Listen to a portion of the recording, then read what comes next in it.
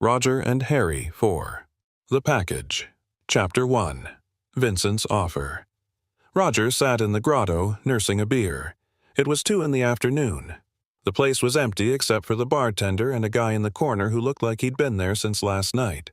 Harry walked in, sat down next to Roger. "You look like shit," Harry said. "Thanks. You sleep?"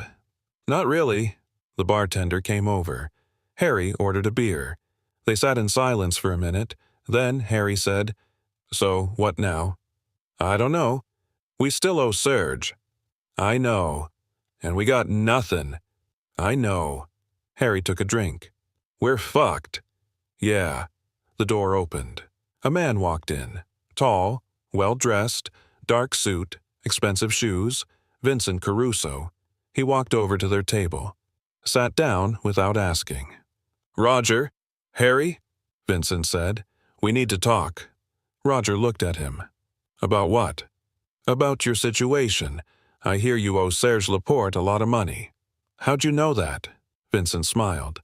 "I know everything that happens in this town, and I know you're in trouble. Deep trouble." "So? So I'm offering you a way out." Harry leaned forward. "What kind of way out?" "I need some work done. Pickups, deliveries, small jobs. You do them, I pay you. You pay Serge. Everyone's happy." Roger stared at him. "What kind of pickups?" "Packages. From point A to point B. You don't ask questions. You don't open them. You just deliver." "That's it?" "That's it." "And you'll pay us enough to cover Serge?" "I'll pay you enough to cover Serge, and then some." Roger looked at Harry.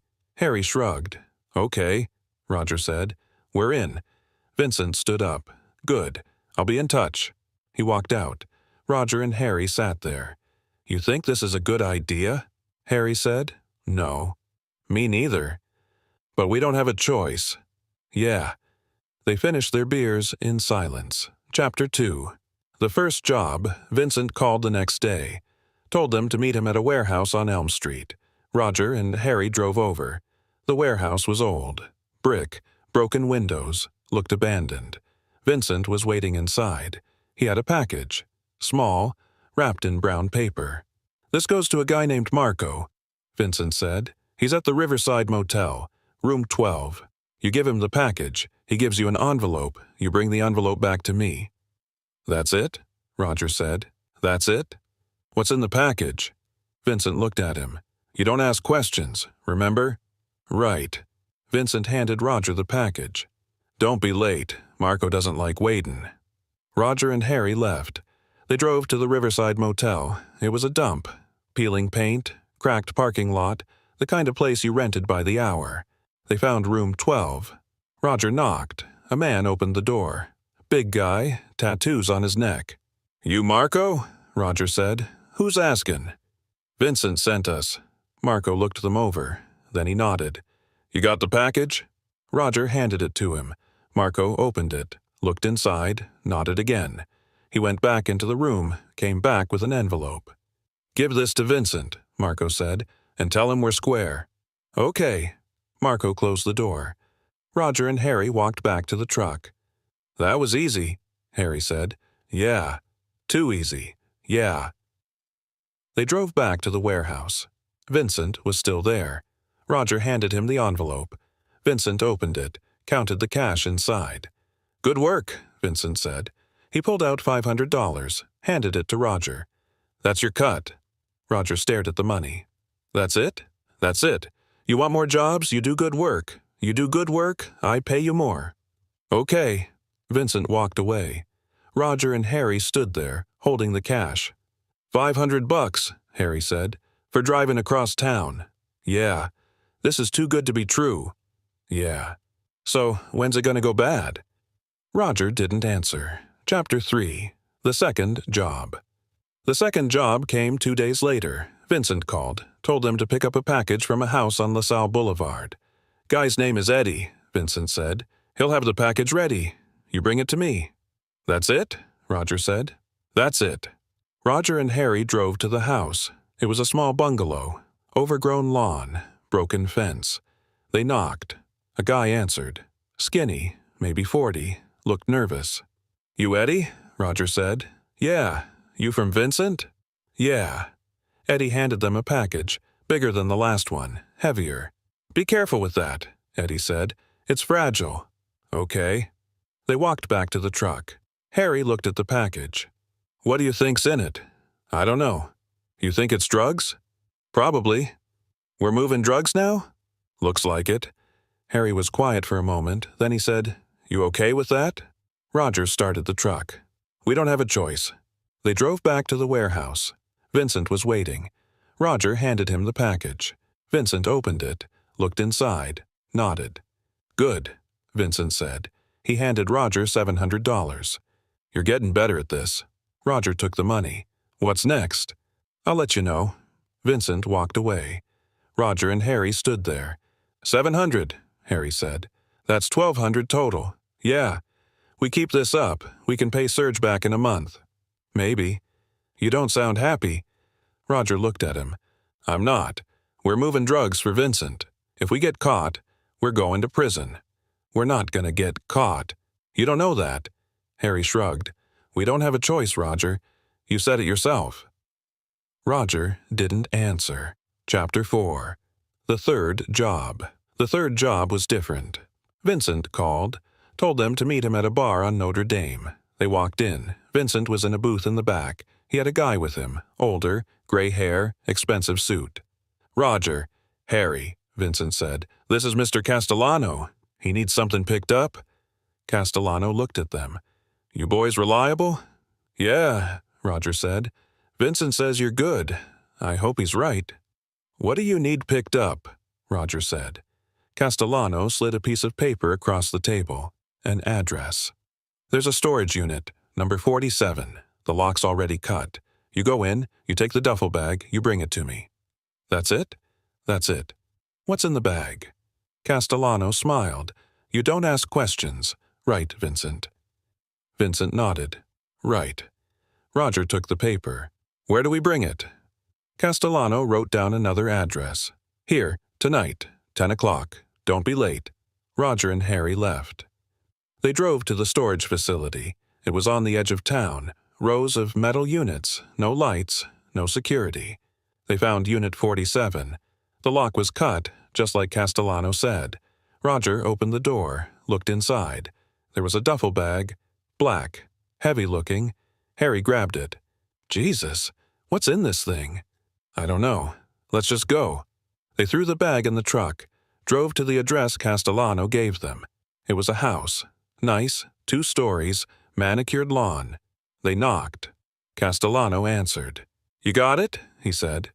Roger handed him the bag. Castellano opened it, looked inside, smiled. Good work, he said. He handed Roger an envelope. That's $2,000. Split it however you want. Roger stared at the envelope. $2,000? You earned it. Castellano closed the door. Roger and Harry walked back to the truck. $2,000, Harry said, for picking up a bag. Yeah. What do you think was in it? I don't know. Money, drugs, guns. Does it matter? Harry was quiet. They drove back to Roger's place, split the money, $1,000 each. Roger sat on his couch, staring at the cash. He thought about Serge, about the debt, about how close they were to paying it off. And he thought about Vincent, about Castellano, about the jobs. They were in deep now, and there was no way out. Chapter 5. The Fourth Job. The fourth job was a theft. Vincent called, told them to meet him at the warehouse. When they got there, Vincent had a map spread out on a table. There's a pawn shop on Regent Street, Vincent said. Owner's name is Sal. He's got something I want. What? Roger said. A watch. Rolex, worth about $50,000. It's in the safe. You want us to rob a pawn shop? I want you to retrieve my property. Sal's holding it as collateral for a loan. The loan's paid. He won't give it back, so you're going to get it for me. How? Vincent handed Roger a key. Back door. Alarm code is 4739. Safe's in the office. Combination is 12 to 3456. You got all that? I got all that. And if we get caught... Vincent looked at him. Don't get caught. Roger and Harry left. They drove to the pawn shop, parked around back. It was midnight. The street was empty. Roger tried the key. It worked. They went inside. The alarm beeped. Roger punched in the code. The beeping stopped. They found the office. The safe was behind the desk. Roger tried the combination. 12 to 34 to 56. The safe opened. Inside was the watch and a lot of cash, maybe 10 grand. Harry looked at Roger. We'd taken the cash? No, just the watch. Why not? Because Vincent didn't tell us to. So? So, we do what we're told. That's it. Harry grabbed the watch. They left. They drove back to the warehouse. Vincent was waiting. Roger handed him the watch. Vincent looked at it, smiled. Perfect, Vincent said. He handed Roger $1,500. You boys are getting good at this. Roger took the money. What's next? I'll let you know. They left. In the truck, Harry said, We just robbed a pawn shop. Yeah. We're criminals now. We were criminals before. Not like this.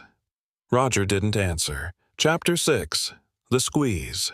They'd been working for Vincent for 3 weeks, made almost 10 grand between them. Roger paid Serge $5,000, bought himself some time, but Serge wasn't happy. You still owe me 15, Serge said. And interest is piling up? I'm working on it. Work faster. Roger left Serge's office. His hands were shaken. He called Vincent. I need more work. I got something, Vincent said, but it's big. How big? Big enough to clear your debt, and then some. What is it? Meet me at the warehouse, tonight. Roger hung up. He picked up Harry. They drove to the warehouse. Vincent was there. He had a map, photos, documents. There's a storage unit in Isilda, Vincent said. Belongs to Serge Laporte. Roger's stomach dropped. Serge? Yeah. He keeps product there, cash, maybe 200 grand worth. You want us to rob Serge? I want you to retrieve what's mine. Serge has been cutting into my territory, stealing my customers. This is payback. If we do this, Serge'll kill us. Vincent looked at him. If you don't do this, you'll never pay him back, and he'll kill you anyway. At least this way, you get paid. Roger looked at Harry.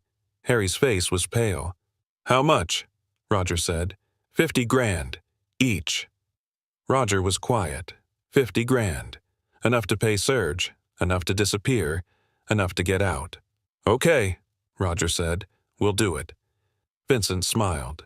Good. You go tomorrow night. I'll give you the details. They left. In the truck, Harry said, We're gonna die. Maybe. Serge is gonna find out, and he's gonna kill us. Maybe. But if we don't do this, we're dead anyway. Harry stared out the window. How'd we get here, Roger? I don't know. We were just trying to make some money. Now we're robbing crime bosses. Roger didn't answer, because he didn't have an answer. They'd been chasing angles, trying to get ahead, and every angle had led them deeper into the trap. Chapter 7. The Robbery. The storage unit was in Isilda, industrial area. No cameras, no security. Roger and Harry pulled up at 2 in the morning. The place was dark. They found Unit 23, Serge's unit. Roger had a bolt cutter. He cut the lock. The door rolled up. Inside were boxes. Lots of boxes. Harry opened one. Jesus. Kilos, wrapped in plastic. Maybe 20 of them. Roger opened another box. Cash. Stacks of hundreds. This is it, Roger said. Load it up. They worked fast. Threw the boxes in the truck. Didn't count. Didn't think. Just loaded. 10 minutes later, they were done. Roger rolled the door down. They drove away. Where are we going? Harry said. Vincent's warehouse. They drove through the empty streets. Roger's heart was pounding. His hands were shaking. They'd just robbed Serge Laporte. They were dead men. They pulled up to the warehouse. Vincent was waiting with 2 guys. Big guys. Muscle. You got it? Vincent said. Yeah. Vincent's guys unloaded the truck, counted the boxes. 20 kilos, one of them said, and about 100 grand in cash. Vincent smiled. Good work. He handed Roger an envelope. 50 grand, like I promised. Roger took it. His hands were still shaken. Now what? Roger said. Now you disappear. Serge is going to figure out it was you, and when he does, he's going to come looking. So you lay low, stay out of sight. I'll handle Serge." "How?" "That's my problem, not yours." Vincent walked away. Roger and Harry stood there holding the money. "We gotta go," Harry said. "Now." "Where?" "I don't know. Somewhere Serge can't find us." Roger thought, "I know a place. My uncle's got a camp up north, near Ishpatina Ridge. Middle of nowhere. No one knows about it." "How far?" 3 hours. "Let's go." They got in the truck, drove north. Chapter 8. The Hunt. They drove through the night, up Highway 1444, past Dowling, past Gogama. The road got narrower, darker. Roger's phone rang. He looked at the screen. Serge. He didn't answer. It rang again, and again. Finally, Roger turned it off. "He knows," Harry said. "Yeah. How?" "I don't know. Maybe Vincent told him. Maybe he figured it out. Doesn't matter. He knows." They kept driving. The sun came up. The trees got thicker. They turned off the highway, onto a dirt road, then onto a trail. The truck bounced over rocks, through mud. Finally, they saw it. The camp. A small cabin. Wood. 1 room. No electricity. No running water. Roger parked. They got out. "This is it?" Harry said. "Yeah. It's a shithole. It's safe." They went inside. The cabin smelled like mildew. There was a cot, a table, a wood stove. Roger sat down. His legs were shaking. "We're okay," he said. "Serge can't find us here." Harry looked out the window. "You sure about that?" "Yeah." Harry didn't look convinced. They spent the day at the cabin. Didn't talk much, just sat. Roger kept thinking about Serge, about Vincent, about the money, 50 grand. It was supposed to be the way out. But it felt like the trap had just gotten smaller. Night fell. They ate some canned soup, drank some whiskey Roger found in a cupboard. "What's the plan?" Harry said. "I don't know. We can't stay here forever." "I know." "So, what do we do?" Roger stared at the fire in the stove. "We wait, let things cool down. Then we figure it out." "And if Serge finds us?" Roger didn't answer, because he didn't have an answer. They heard the trucks at dawn. Roger was half asleep on the floor. Harry was by the window. "Roger," Harry said quietly. "What?" "They're here."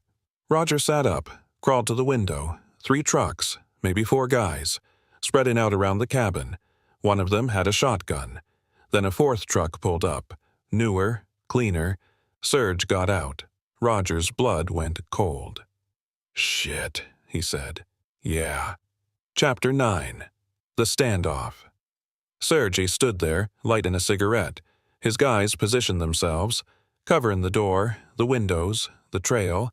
Then Serge walked toward the cabin. He stopped about 20 feet from the door. "Roger!" Serge shouted. "Harry, I know you're in there." Roger didn't answer. "Come out. We're gonna talk." Harry looked at Roger. "You believe him?" "No." "Me neither." Serge took a drag. "I'm not going to ask again. You come out or we come in. And if we come in, it's going to get messy." Roger stood up. His legs were shaking. "I'm going out." "Roger, if I don't, they're going to shoot up the cabin. At least this way, maybe I can talk to him." "You can't talk your way out of this." "I gotta try." Roger walked to the door, put his hand on the handle. Harry stood up. "I'm coming with you." "Harry!" "Shut up! I'm coming." They opened the door. The morning air was cold. The sun was just coming up. Serge stood there, smoking. His guys had guns ready. Roger stepped out. Harry followed. "There they are," Serge said. He didn't sound angry. He sounded calm. That was worse. "Serge," Roger said. "Listen." "No. You listen. You robbed me. Twice. You cost me 200 grand. You made me look weak. And now I gotta clean up your mess." "It wasn't like that."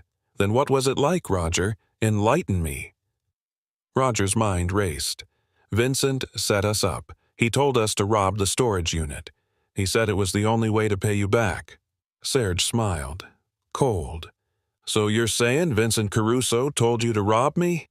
"Yeah." "And you just did it? No questions?" "We didn't have a choice." You always have a choice, Roger. You just keep making the wrong one. One of Serge's guys, Marcus, stepped forward. You want us to handle this? Serge held up a hand. Not yet. He walked closer. Roger could smell the cigarette smoke. Here's what's going to happen, Serge said. You're going to tell me where the product is. Every kilo, every pill, everything you took from my storage unit. And then you're going to tell me everything you know about Vincent, where he operates, who he works with, everything. And if I do that, Roger said, then maybe I let you live. And if I don't, Serge dropped his cigarette, stepped on it. Then I kill you right here. And I make sure everyone knows what happens when you cross me. Roger looked at Harry. Harry's face was blank, resigned. I don't know where the product is, Roger said. Vincent took it. We gave it to him. That's it. You're lying. I'm not. We delivered it to his warehouse on Elm Street. His guys unloaded it. We got paid. That's all I know. Serge stared at him. You're telling me you robbed me for Vincent, and you don't even know where the product went? Yeah. Serge laughed, bitter. You're even dumber than I thought. Marcus stepped forward again. Serge, we're wasting time. Let's just do this. Serge nodded slowly. Yeah, you're right. He pulled out a gun. Roger's stomach dropped. Serge, get on your knees, please. Get on your knees. Roger knelt. Harry knelt beside him. Serge raised the gun, and then they heard the sirens. Everyone froze. The sirens got louder, closer. Serge lowered the gun. Shit! Marcus looked at him. What do we do? Get back to the trucks? Now! What about them? Leave them. We're not getting caught here. The guys started moving, fast, back to the trucks, but it was too late. 3 police cruisers came down the trail, lights flashing. They blocked the road. Doors opened. Cops got out, guns drawn. Nobody move! A voice shouted. A woman's voice. Detective Linda Fournier stepped forward, badge out. Gun pointed at Serge. Serge Laporte, she said. Drop the weapon, now. Serge stared at her. For a moment Roger thought he might shoot anyway. Then Serge dropped the gun. Hands up, Fournier said. All of you. Serge's guys raised their hands, slowly. Fournier looked at Roger and Harry. You two, stay on the ground. Don't move. Roger didn't move. He couldn't. His legs wouldn't work. Uniformed officers moved in. They cuffed Serge first, then Marcus, and then the other guys. Fournier walked over to Roger and Harry, looked down at them. Roger Deschamps, Harry LeBlanc, you're under arrest. Chapter 10. The arrest. They cuffed Roger first, hands behind his back. The metal was cold. You have the right to remain silent, Fournier said. Anything you say can and will be used against you in a court of law. You have the right to an attorney. If you cannot afford an attorney, one will be provided for you. Do you understand these rights? Roger nodded. I need you to say it. Yeah, I understand. They cuffed Harry next. Same speech, same cold metal. Harry didn't say anything, just nodded. Fournier looked at both of them. You two are in a lot of trouble. You know that, right? Roger didn't answer. Possession with intent to traffic, armed robbery, conspiracy. That's serious time. You're looking at years. We didn't do nothing, Roger said. Fournier laughed. You didn't do nothing? We got you at a storage unit robbery. We got you moving product for 2 different crime bosses. We got witnesses. We got evidence. You did plenty. It was Vincent. Save it for the interrogation. She nodded to the uniformed officers. Put them in separate cars. I don't want them talking. They pulled Roger to his feet, walked him to a cruiser, shoved him in the back seat. Through the window, Roger could see Harry. They put him in a different car. Harry looked at Roger. Their eyes met. Harry's face said it all. We're done. The drive to Sudbury took an hour. Roger sat in the back, staring out the window. The trees blurred past. The sky was gray. He thought about Vincent, walking free, probably laughing. He thought about Serge, in another cruiser, probably planning revenge. He thought about Harry, in another car, probably regretting every decision that led him here. And he thought about himself. about all the angles he'd seen, all the plans he'd made, all the ways he'd tried to get ahead, and how every single one had led him here. Cuffed, in the back of a cop car, heading to jail. The trap had closed, and there was no way out. At the station, they processed him, took his wallet, his phone, his belt, his shoelaces. They fingerprinted him, photographed him, asked him questions he didn't answer. Then they put him in a holding cell. It was small, concrete walls, a bench, a toilet in the corner. Roger sat on the bench, stared at the wall. He didn't know how long he sat there. Could have been an hour, could have been 3. Finally, the door opened. Fournier stepped in. "Let's talk," she said. Chapter 11. The Interrogation. The interrogation room was small. A table, 2 chairs, a camera in the corner. Fournier sat across from Roger. She had a file in front of her, thick. "You want a coffee?" she said. "No." "Water?" "No." "Suit yourself." She opened the file, pulled out photos, spread them on the table. "You recognize these?" she said. Roger looked. Photos of the storage unit. The broken lock, the empty shelves. "Yeah." "You break into this unit?" "No." Fournier smiled. "You're lying. We got your prints on the bolt cutter. We got witnesses who saw your truck in the area. We got everything, Roger. So let's not waste time." Roger didn't say anything. Fournier pulled out more photos. The packages, the kilos, the dealers. "You moved product for Serge Laporte and for Vincent Caruso. You switched the packages. You robbed Serge's storage unit. You cost him 200 grand. That about sum it up?" Roger stared at the table. "Here's the thing," Fournier said. "You're going to prison. That's a fact. The only question is for how long. You cooperate, you give me Serge and Vincent, maybe you do a year, maybe less. You don't cooperate, you're looking at 5, maybe 10. Roger looked up. "I'm not a rat." "You're not a rat?" "Roger, you're a nobody. You're a small-time criminal who got in over his head. Serge doesn't care about you. Vincent doesn't care about you. They used you, and now they're going to let you take the fall." "I'm not talking." Fournier leaned forward. "You think you're protecting them? You think they're going to respect you for keeping your mouth shut? They're not. They're going to forget about you the second you're locked up, and you're going to rot in prison for people who wouldn't piss on you if you were on fire." Roger clenched his jaw. "I'm not a rat." Fournier stared at him. Then she gathered up the photos, put them back in the file. "Fine," she said. "Have it your way. But when you're sitting in a cell for the next 5 years, remember this conversation. Remember that you had a chance to walk away, and you chose this." She stood up, walked to the door. "Wait," Roger said. Fournier stopped, turned around. "What about Harry?" Roger said. "What about him?" "He didn't do nothing. He was just helping me. He didn't know what was going on." Fournier laughed. "He didn't know? He was there for every job. He moved the packages. He robbed the storage unit. He's just as guilty as you." But nothing. You both made your choices. Now you both pay." She left. Roger sat there alone in the room. The camera blinked red in the corner. He put his head in his hands. They brought Harry in next. Fournier sat across from him. Same table, same file. "You want a coffee?" she said. Harry shook his head. "Water?" "No." Fournier opened the file, pulled out the same photos. "You recognize these?" Harry looked, nodded. "You break into the storage unit?"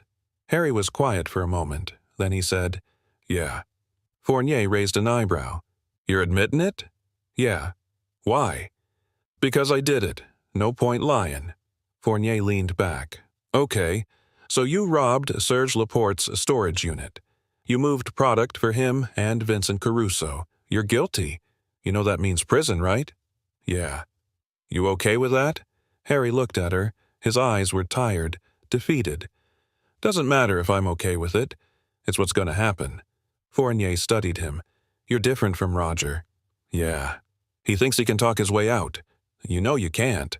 Harry didn't say anything. "So, here's the deal," Fournier said. "You give me Serge and Vincent, you do less time, maybe a year, maybe probation. You don't, you're looking at 5 years minimum." Harry shook his head. "I'm not talking."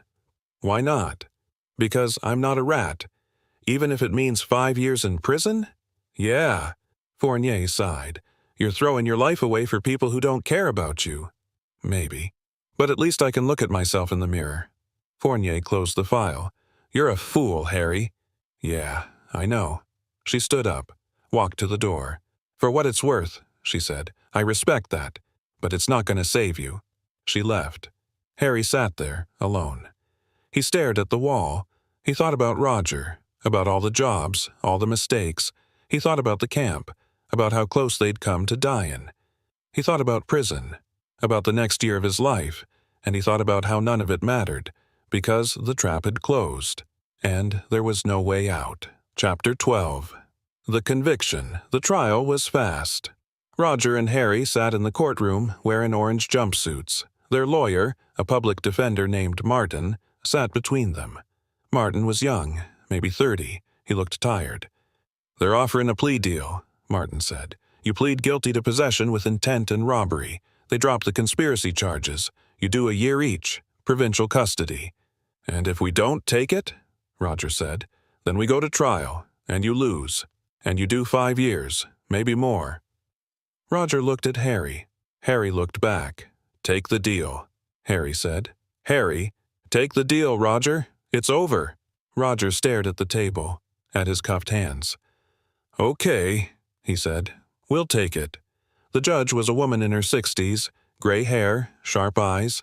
She read the charges: possession with intent to traffic, armed robbery, break-in and enter-in. How do you plead? She said. Guilty, Roger said. Guilty, Harry said. The judge looked at them. Do you understand the consequences of this plea? You're waiving your right to a trial. You're admitting guilt. You're accepting a sentence of 1 year in provincial custody. Do you understand? Yes, Roger said. Yes, Harry said. The judge nodded. Very well. Roger Deschamps, Harry LeBlanc, you are hereby sentenced to 1 year in provincial custody. You will serve your time at separate facilities. You will be eligible for parole after 6 months pending good behavior. Court is adjourned. She banged the gavel. It was over. They took Roger back to the Holden cell. He sat there, staring at the wall. 1 year, 12 months, 365 days. It didn't seem real. The door opened. A guard stepped in. Deschamps, let's go. You're being transferred. Where?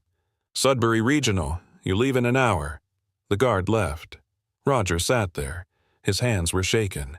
Sudbury Regional, provincial jail, 1 year. He thought about Vincent, walking free, probably already moving product, probably already forgotten about Roger and Harry. He thought about Serge, locked up somewhere else, probably planning revenge, probably still dangerous, even from inside. He thought about Harry, going to a different facility, alone, and he thought about himself, about how he'd tried so hard to find a way out, and how every angle he'd seen had led him deeper into the trap. The door opened again. The guard came back. Time to go, the guard said. Roger stood up. He walked out of the cell, down the hallway, into the van, and away. Chapter 13. Sudbury Regional. The van pulled up to Sudbury Regional at dusk. The building was gray, concrete, razor wire on the fences. Roger stared out the window. His stomach was tight. They unloaded him, walked him inside. The intake process was mechanical.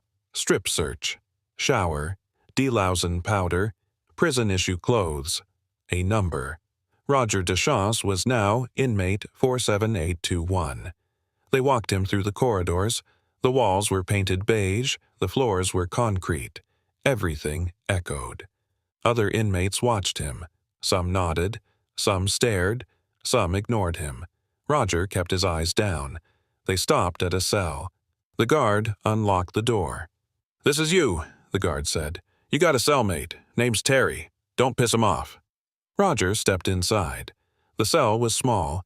2 bunks, a toilet, a sink, a small window with bars. A man sat on the bottom bunk. Big guy, maybe 40, tattoos on his arms. You the new guy? The man said. Yeah. I'm Terry. You got the top bunk. Don't touch my shit. Don't make noise after lights out. We'll get along fine. Roger climbed onto the top bunk. The mattress was thin. The pillow smelled like bleach. He lay there, staring at the ceiling. The door clanged shut. The lock turned. Roger closed his eyes. The first night was the worst. The sounds, the shouting, the clanging of doors, the footsteps in the hallway. Roger didn't sleep. He just lay there, listening. At some point, Terry started snoring. Deep, rattling snores. Roger stared at the ceiling, at the cracks in the paint. He thought about Harry, wondered where he was, wondered if he was okay. He thought about Vincent. Probably at the grotto, probably drinking whiskey, probably laughing. He thought about Serge, locked up somewhere, probably planning, probably waiting. And he thought about himself, about how he'd always seen angles, always thought he could outsmart the trap, and how the trap had been closing the whole time, he'd just been too stupid to see it. The next morning, they woke him at 6. Breakfast was in the cafeteria. Oatmeal, toast, coffee that tasted like dirt. Roger sat alone, ate in silence. Other inmates watched him, sizing him up, figuring out where he fit. Roger kept his head down. After breakfast, they had yard time. Roger walked the perimeter, stayed away from the groups. A guy approached him, thin, maybe 30, scar on his cheek. "You're new," the guy said. "Yeah." "What are you in for?" "Possession, robbery." The guy nodded. "Who you run with?" "Nobody." "You gotta run with somebody, otherwise you're a target." "I'm fine on my own." The guy laughed. "Suit yourself. But don't say I didn't warn you." He walked away. Roger stood there staring at the fence, at the razor wire, at the gray sky. 1 year, 365 days. He could do it. He had to. That night, lying in his bunk, Roger heard a rumor. Terry was talking to another inmate through the bars. "You hear about Serge Laporte?" the inmate said. "Yeah. He's at Mill Haven. Maximum security. He still got reach?" "Oh yeah, he's got people everywhere, even in here." Roger's blood went cold. "What about the guys who robbed him?" the inmate said. "I heard they're locked up. One of them's here, at Regional." "Which one?" "I don't know. But if Serge finds out, he's dead." The inmate laughed. Then he walked away. Roger lay there, staring at the ceiling. Serge had reach, even from inside, and if Serge found out Roger was here, he'd send someone. Roger closed his eyes. The trap hadn't closed. It had just gotten smaller. Somewhere in Sudbury, Vincent Caruso sat in a restaurant. He was eating steak, drinking wine. His phone rang. One of his guys. "Yeah?" Vincent said. "Roger and Harry got sentenced. 1 year each. Roger's at Sudbury Regional. Harry's at some other facility." "Good. You want us to do anything?" "No, let them rot. They're not our problem anymore." Vincent hung up. He cut into his steak, took a bite. He didn't think about Roger and Harry. He didn't think about Serge. He thought about expansion, about territory, about money. The game was still going, and Vincent was winning. In his cell, Roger lay awake. He thought about Harry, about the camp, about the moment before the cops arrived. He thought about all the jobs, all the mistakes, all the angles that had led him here, and he realized something. He'd never been in control, not once. He'd just been a piece on the board, moving where other people told him to move. Serge, Vincent, Fournier, the system, they'd all used him. And now he was here, locked in a cell, alone, waiting. The trap had closed, and there was no way out, but he was still alive. And as long as he was alive, there was a chance to survive, a chance to get out, a chance to start over, maybe. Roger closed his eyes. Tomorrow, he'd wake up, and he'd do it again. 1 day at a time, 365 days. He could do it. He had to. Because the alternative was worse. The alternative was given up, and Roger Deschamps had never given up. Not once, not ever, even when he should have. End of Book 4.